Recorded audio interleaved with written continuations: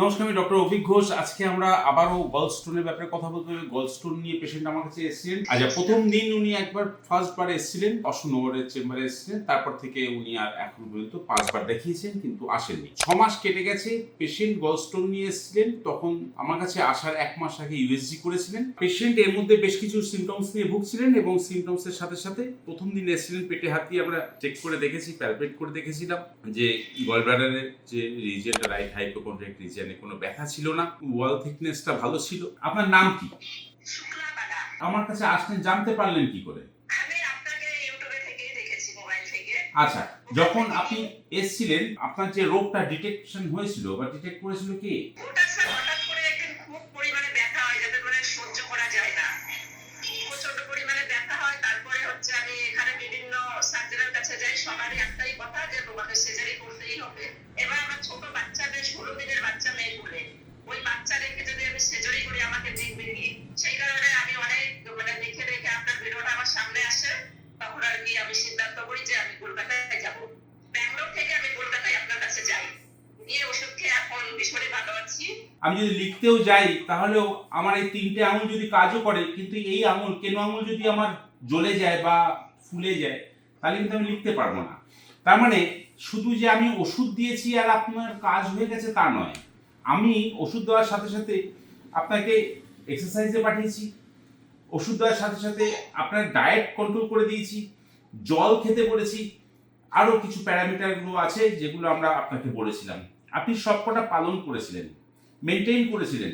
তাই সবাই মিলে কাজ করাতে উদ্ধার হলো জিনিসটা। যখন আপনি প্রথম এসেছিলেন, তখন আপনার সমস্যা, ফিজিক্যাল প্রবলেমগুলো কি কি ছিল?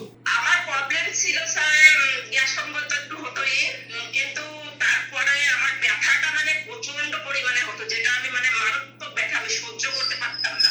কাজই করতো না, মানে যখন ব্যথাটা ওঠে না স্যার, মানে পুরো পিঠের মাঝখানে, পিছন দিকে নীলদারার মাঝখানে পেট পেট বুক জড়িয়ে মানে নিঃশ্বাসটা বন্ধ হয়ে যায়, এরকম একটা ব্যাপার, মানে সহ্য করতে পারি না আমি।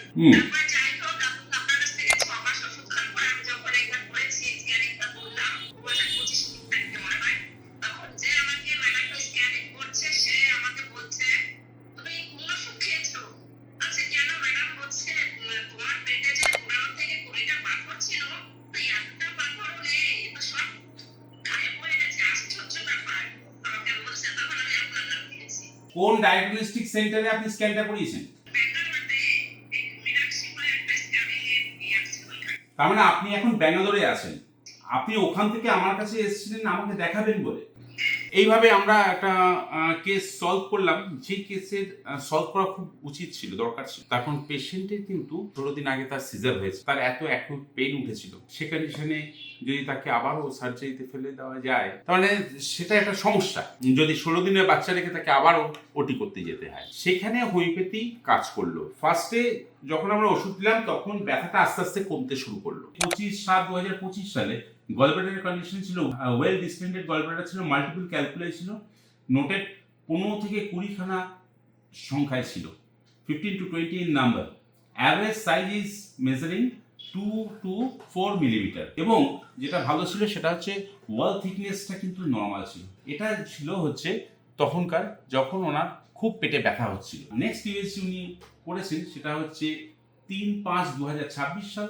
সেখানে গলব্লাডারের কন্ডিশন হচ্ছে, গলব্লাডার হচ্ছে well distended, no calculus, gallbladder wall thickness is normal. তার মানে পুরোটাই ভালো। এইভাবে যদি ডিফারেন্স পাওয়া যায়, তাহলে আমরা একটু ওষুধ দিয়ে চেষ্টা করতে পারি। ডাক্তারবাবুকে বুঝতে হবে, আপনাকে জানাতে হবে যে আপনি সময় দিতে পারবেন কিনা আমাকে। তবে এই জিনিসটা কন্ট্রোল হয়েছে এবং গ্যাস অম্বল, অ্যাসিডিটি ফিরে আসতে পারে।